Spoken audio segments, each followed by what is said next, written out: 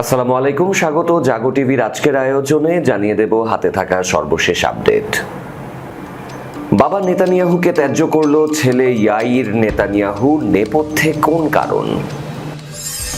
চীন রাশিয়ার সাথে ইরানের গুরুত্বপূর্ণ রেল সেতুতে মার্কিন হামলা। চলছে যুক্তরাষ্ট্রের হামলা, ইরানে কি অবস্থায় আছেন নাসির উদ্দিন পাটোয়ারি? প্রতিদিনই করুণ পরিণতির দিকে আরও এগোচ্ছেন নেতানিয়াহু, ইসরায়েলি সংবাদ মাধ্যম মারিভের রিপোর্ট। বুশেহর পরমাণু স্থাপনায় মার্কিন হামলা, জর্ডানকে টার্গেট করল তেহরান। মাশহাদে চিরনিদ্রায় শায়িত হলেন আয়াতুল্লাহ আলী খামেনি। এবং ইরানের বিরুদ্ধে সামরিক অভিযানে অংশ নেবে না ইটালি, আবারও ঘোষণা দিলেন ইটালির প্রধানমন্ত্রী জর্জিয়া মেলোনি। মোদির ভারতের বিহারে জোরপূর্বক নিকাব খুলে নিয়ে মুসলিম তরুণীকে সিঁদুর পরালো হিন্দুত্ববাদীরা। আমিরাতে ৩.৫ কোটি টাকা লটারি জিতলেন বাংলাদেশি প্রবাসী। শিরোনাম শুনছিলেন, এবার পুরো খবর। বাবা নেতানিয়াহুকে ত্যায্য করল ছেলে ইয়াইর নেতানিয়াহু। জন্মদাতা পিতার দেয়া নাম পরিবর্তন করেছেন ইসরায়েলের প্রধানমন্ত্রী বেনিয়ামিন নেতানিয়াহুর ছেলে ইয়াইর নেতানিয়াহু। বর্তমানে তার পরিবর্তিত নাম ইয়োনাথান হুন। ৩ ভাই বোনের মধ্যে তিনি দ্বিতীয়, অতীতেও হুন পদবি ব্যবহার করেছেন। সামাজিক যোগাযোগ মাধ্যমে নিজেকে ইয়াইর হুন নামেও পরিচয় দিতেন। এক প্রতিবেদনে এই তথ্য জানিয়েছে ইসরায়েলি সংবাদ মাধ্যম হারেটস। প্রতিবেদনে বলা হয়েছে, ২০২৪ সালের ডিসেম্বরে ইস্যু করা কর সংক্রান্ত নথিতে তার নাম ছিল ইয়াইর নেতানিয়াহু। তবে চলতি বছরের নথিতে একই পরিচয় সংক্রান্ত তথ্যের সাথে নতুন নাম ইয়োনাথান হুন ব্যবহার করা হয়েছে। সেখানে ঠিকানা হিসেবে আগের মতোই বালফোর 0 উল্লেখ করা হয়েছে। এই ঠিকানা কাল্পনিক বলেই বেশি পরিচিত। হারেটসের প্রতিবেদনে উল্লেখ করা হয়েছে যে এমন সময় ইয়াইর নেতানিয়াহুর এই নাম পরিবর্তনের তথ্য সামনে এলো যখন নেতানিয়াহু পরিবার দেশ বিদেশে রাজনৈতিক ও আইনি নানা বিতর্কের মুখে রয়েছে। গাজায় যুদ্ধকে কেন্দ্র করে যুদ্ধাপরাধ ও মানবতা বিরোধী অপরাধের অভিযোগে বেনিয়ামিন নেতানিয়াহুর বিরুদ্ধে আন্তর্জাতিক অপরাধ আদালত গ্রেপ্তারি পরোয়ানা জারি করেছে। একই সাথে যুক্তরাষ্ট্রে পারিবারিক ব্যবসায়িক সম্পর্ক ও ধনাঢ্য ব্যক্তিদের সাথে যোগাযোগ নিয়ে অতীতেও ইয়াইর বিতর্কের মুখে পড়েছেন।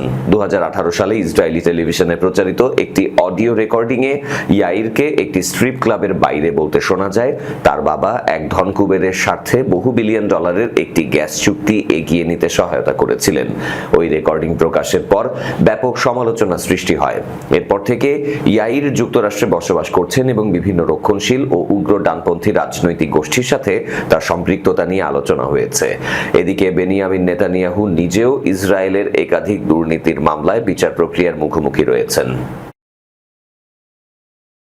ইরানের উত্তরাঞ্চলে চীন ও রাশিয়ার সাথে রেল যোগাযোগের গুরুত্বপূর্ণ একটি সেতুতে যুক্তরাষ্ট্র ক্রুজ ক্ষেপণাস্ত্র হামলা চালিয়েছে বলে দাবি করেছে দেশটির আধা সরকারি বার্তা সংস্থা ফার্স নিউজ। প্রকাশিত এক প্রতিবেদনে সংস্থাটি জানিয়েছে, গোলেস্তান প্রদেশের ওকতাই খান রেল সেতুতে এই হামলা চালানো হয়। সেতুটি চীন তুর্কমেনিস্তান ইরান রেল করিডোরের একটি গুরুত্বপূর্ণ অংশ হিসেবে বিবেচিত। প্রতিবেদনে বলা হয়, সকালে চালানো এই হামলায় সেতুটিকে লক্ষ্য করে ক্রুজ ক্ষেপণাস্ত্র নিক্ষেপ করা হয়। এর ফলে রাজধানী তেহরান থেকে উত্তর পূর্বাঞ্চলের শহর মাশহাদগামী রেলপথের একটি অংশ ক্ষতিগ্রস্ত হয়। হামলার পর তেহরান মাশহাদ রুটে যাত্রীবাহী ট্রেন চলাচল সাময়িকভাবে স্থগিত করেছে ইরানের রাষ্ট্রীয় রেলওয়ে কর্তৃপক্ষ। ক্ষতিগ্রস্ত স্থানে মেরামতকারী দল পাঠানো হয়েছে এবং আটকে পড়া যাত্রীদের সড়ক পথে মাশহাদে পৌঁছে দেওয়ার ব্যবস্থা করা হয়েছে বলে জানিয়েছে কর্তৃপক্ষ। এদিকে যুক্তরাষ্ট্রের সেন্ট্রাল কমান্ড সেন্টকম এক বিবৃতিতে জানিয়েছে, হরমুজ প্রণালীতে নৌ চলাচলের স্বাধীনতার প্রতি ইরানের হুমকি মোকাবিলায় দেশটির সামরিক সক্ষমতা দুর্বল করতে অতিরিক্ত হামলা চালানো হয়েছে। তবে ওই বিবৃতিতে নির্দিষ্ট করে গুগতাই খান রেল সেতুতে হামলার বিষয়টি উল্লেখ করা হয়নি। উল্লেখ্য, গত ১৭ জুন পাকিস্তানের মধ্যস্থতায় ইরান ও যুক্তরাষ্ট্র যুদ্ধবিরতির একটি কাঠামোগত সমঝোতায় পৌঁছেছিল, কিন্তু বুধবার মার্কিন প্রেসিডেন্ট ডোনাল্ড ট্রাম্প সেই সমঝোতা শেষ বলে ঘোষণা দেওয়ার পর দুই দেশের মধ্যে আবারও সামরিক উত্তেজনা শুরু হয়। সূত্র জানায় আনাদোলু এজেন্সি ফার্স নিউজ। চলছে যুক্তরাষ্ট্রের হামলা। ইরানে কি অবস্থায় আছেন নাসিরউদ্দিন পাটোয়ারি? স্থায়ী চুক্তি আলোচনা এবং ইরানের প্রয়াত সর্বোচ্চ নেতা আয়াতুল্লাহ আলী খামেনিকে শেষ বিদায় জানাতে চলমান কর্মসূচির মধ্যেই দেশটির বিভিন্ন স্থানে নতুন করে হামলা শুরু করেছে যুক্তরাষ্ট্র। এর আগে খামেনিকে শেষ শ্রদ্ধা জানাতে গত শুক্রবার ৩রা জুলাই এনসিপি, জামায়াত ও খেলাফত মজলিসের একটি উচ্চ পর্যায়ের প্রতিনিধি দল দেশটিতে যায়। তবে জানা গেছে প্রতিনিধি দলের মধ্যে শুধু এনসিপির মুখ্য সমন্বয়ক নাসিরউদ্দিন পাটোয়ারি ইরানে এখনো অবস্থান করছেন। বৃহস্পতিবার ৯ জুলাই রাতে মুঠোফোনে চ্যানেল 24-কে তিনি তার সর্বশেষ অবস্থা সম্পর্কে বিস্তারিত জানিয়েছেন। বলেছেন, আমরা ৬ জন প্রতিনিধি ছিলাম, এর মধ্যে ৫ জন চলে গেছে।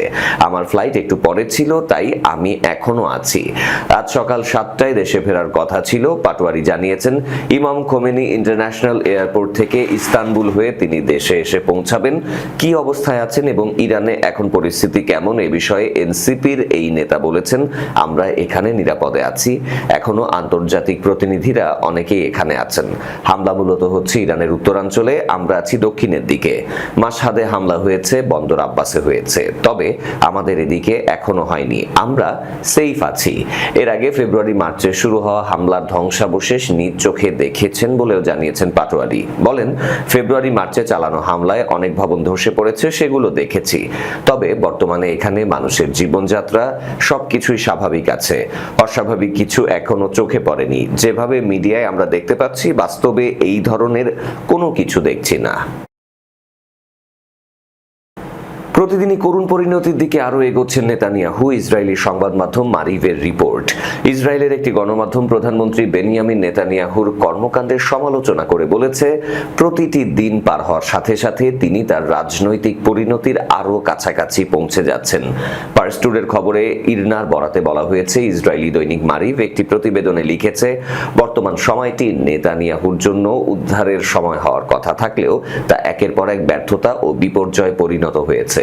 প্রতিবেদনটি এমন সময় প্রকাশিত হলো যখন ইসরায়েলে নেতানিয়াহু সরকার এবং দেশটির রাজনৈতিক ও নিরাপত্তা নেতৃত্বের বিরুদ্ধে সমালোচনা ক্রমেই বাড়ছে।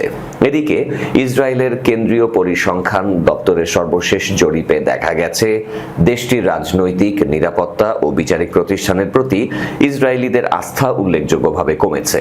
মারিভের জরিপ অনুযায়ী 63% ইসরায়েলি শাসন ব্যবস্থার ভবিষ্যৎ নিয়ে উদ্বেগ প্রকাশ করেছেন। অন্যদিকে ইসরায়েলের চ্যানেল 13-এর নতুন জরিপে দেখা গেছে, সাবেক প্রধানমন্ত্রী নাফতালি বেনেটের জনপ্রিয়তা ও রাজনৈতিক শক্তি উল্লেখযোগ্যভাবে বৃদ্ধি পেয়েছে, বিপরীতে নেতানিয়াহুর রাজনৈতিক অবস্থান ক্রমশই দুর্বল হচ্ছে, সূত্র জানিয়েছে পার্স টুডে। বুশেহর পরমাণু স্থাপনায় মার্কিন হামলা, জর্ডানকে টার্গেট করল তেহরান। ইরানের বুশেহর পরমাণু বিদ্যুৎ কেন্দ্রের কাছে বিমান হামলা চালিয়েছে যুক্তরাষ্ট্র। অন্যদিকে জর্ডানে 8টি ক্ষেপণাস্ত্র ছুড়েছে তেহরান, যদিও ক্ষেপণাস্ত্রগুলো আটকে দেওয়া হয়েছে। রাষ্ট্রীয় সংবাদ মাধ্যম IRNA-কে ইরানের স্থানীয় কর্মকর্তা এহসান জাহানিয়ান জানিয়েছেন, দুপুরে বুশেহরে যুক্তরাষ্ট্র হামলা করে।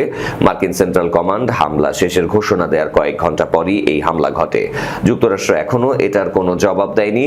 মেহের নিউজ জানিয়েছে, বুশেহরে বিস্ফোরণের শব্দ শোনা গেছে, তবে পরমাণু স্থাপনায় ক্ষেপণাস্ত্রের টুকরো পড়ার খবর অস্বীকার করেছে তেহরান।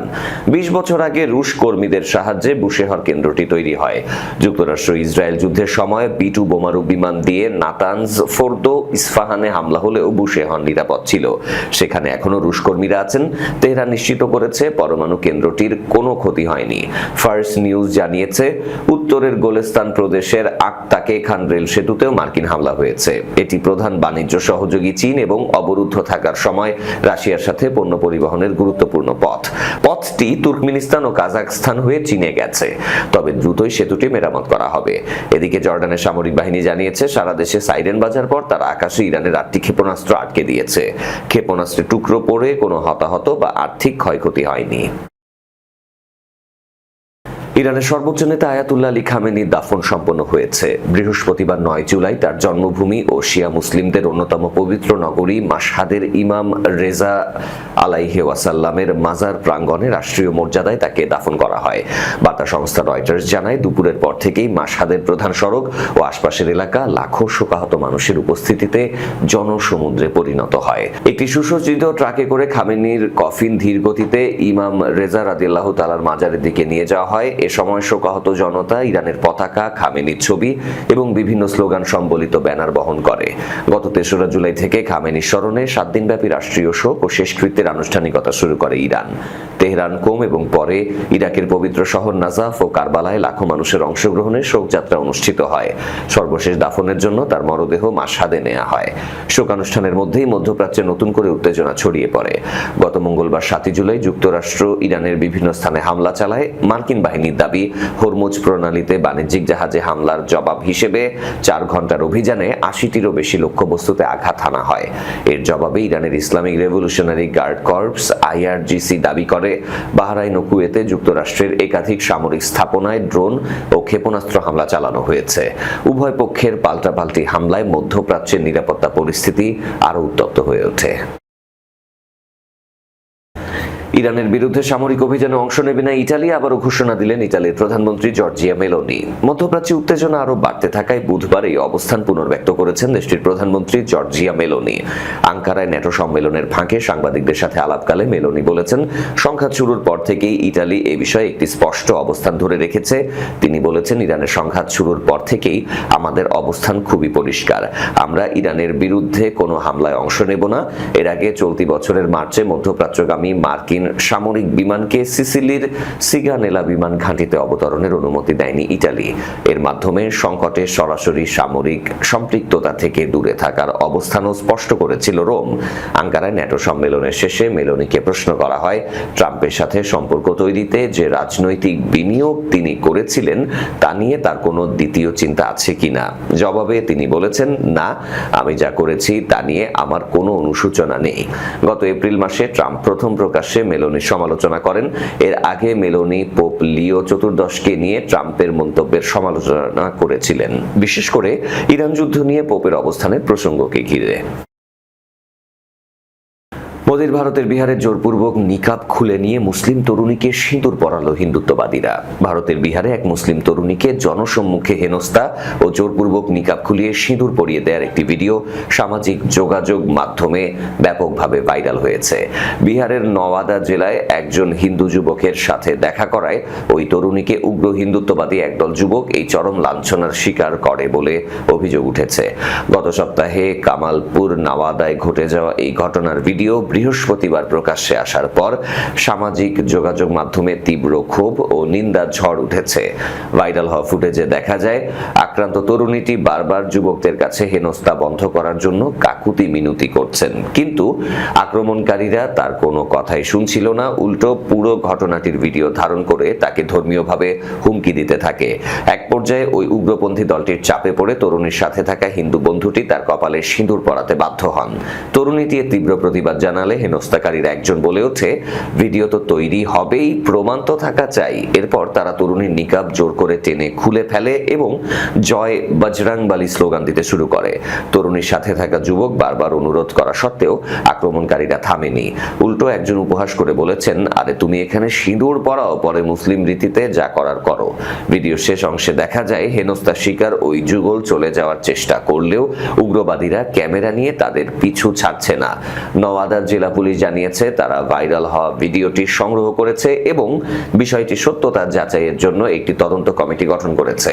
নওয়াদা পুলিশ প্রশাসন জানিয়েছে, আমরা ভিডিওটি খতিয়ে দেখছি। ভুক্তভোগী তরুণীর সাথে যোগাযোগ করে তার আনুষ্ঠানিক জবানবন্দি রেকর্ড করার চেষ্টা চলছে। ঘটনার সাথে জড়িতদের চিহ্নিত করে আইনানুগ ব্যবস্থা নেওয়া হবে। এই ঘটনাকে কেন্দ্র করে স্থানীয় এলাকায় তীব্র উত্তেজনা বিরাজ করছে।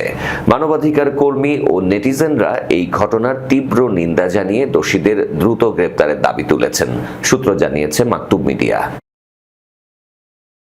সংযুক্ত আরব আমিরাতের বিগ টিকিট লটারিতে 10 লাখ আমিরাতি দিরহাম বিজয়ী হয়েছেন এক বাংলাদেশি প্রবাসী, যা বাংলাদেশি মুদ্রায় 3.5 কোটি টাকারও বেশি। তার পাশাপাশি ভারতের 4 প্রবাসীও এই লটারিতে সমপরিমাণ অর্থ পুরস্কার পেয়েছেন। বৃহস্পতিবার 9 জুলাই আরব আমিরাতের ইংরেজি দৈনিক গালফ নিউজের এক প্রতিবেদনে এই তথ্য জানানো হয়েছে। প্রতিবেদনে বলা হয়, সংযুক্ত আরব আমিরাতের বিগ টিকিটে 288তম সিরিজে বাংলাদেশ ও ভারতের 5 জন প্রবাসী বিপুল অঙ্কের অর্থ বিজয়ী হয়েছেন। পুরস্কার হিসেবে প্রত্যেককে 1 মিলিয়ন করে মোট 5 মিলিয়ন আমিরাতি দিরহাম জিতে নিয়েছেন। লটারি জয়ীদের এই তালিকায় যেমন রয়েছেন দীর্ঘদিনের আশাবাদী অংশগ্রহণকারী যারা বছরের পর বছর ধরে প্রতি মাসে টিকিট কিনেছেন, ঠিক তেমনই আছেন এমন এক ভাগ্যবান যিনি প্রথমবার অংশ নিয়েই বাজিমাত করেছেন। বিজয়ীরা জানিয়েছেন এই পুরস্কারের অর্থ তাদের জীবনের বড় বড় স্বপ্ন পূরণে সাহায্য করবে। লটারিতে পাওয়া এই অর্থ দিয়ে দেশে থাকা পরিবারকে আর্থিক সহায়তা, ঋণ পরিশোধ এবং ভবিষ্যতের জন্য সঞ্চয় করার কথা জানিয়েছেন তারা। আরব আমিরাতের এই বিগ টিকিট লটারিতে 10 লাখ আমিরাতি দিরহাম বিজয়ী হওয়া বাংলাদেশি প্রবাসীর নাম মোহাম্মদ আতিক হাসান। তার ticket number 359685। Big ticket lottery ড্রতে তিনি 1 মিলিয়ন দিরহাম বিজয়ী হয়েছেন বাংলাদেশি মুদ্রায়, যা প্রায় 3,35 লাখ টাকার বেশি। এরই সাথে শেষ করব আজকের জাগো টিভির আয়োজন। শেষ করার আগে শিরোনামগুলো আরো একবার। বাবা নেতানিয়াহুকে ত্যায্য করল ছেলে ইয়াইর নেতানিয়াহু, নেপথ্যে কোন কারণ? চীন রাশিয়ার সাথে ইরানের গুরুত্বপূর্ণ রেল সেতুতে মার্কিন হামলা। চলছে যুক্তরাষ্ট্রের হামলা, ইরানে কি অবস্থায় আছেন নাসিরউদ্দিন পাটোয়ারি? প্রতিদিনই করুণ পরিণতির দিকে আরো এগোচ্ছেন নেতানিয়াহু, ইসরায়েলি সংবাদ মাধ্যম মারিভের রিপোর্ট। বুশেহর পরমাণু স্থাপনায় মার্কিন হামলা, জর্ডানকে টার্গেট করল তেহরান। মাশহাদে চিরনিদ্রায় শায়িত হলেন আয়াতুল্লাহ আলী খামেনি। এবং ইরানের বিরুদ্ধে সামরিক অভিযানে অংশ নেবে না ইটালি, আবারও ঘোষণা দিলেন ইটালির প্রধানমন্ত্রী জর্জিয়া মেলোনি। মোদির ভারতের বিহারে জোরপূর্বক নিকাব খুলে নিয়ে মুসলিম তরুণীকে সিঁদুর পরালো হিন্দুত্ববাদীরা। আমিরাতে 3.5 কোটি টাকা লটারি জিতলেন বাংলাদেশি প্রবাসী। এই ছিল আজকের জাগো টিভিতে। ধন্যবাদ সাথে থাকার জন্য। আল্লাহ হাফেজ।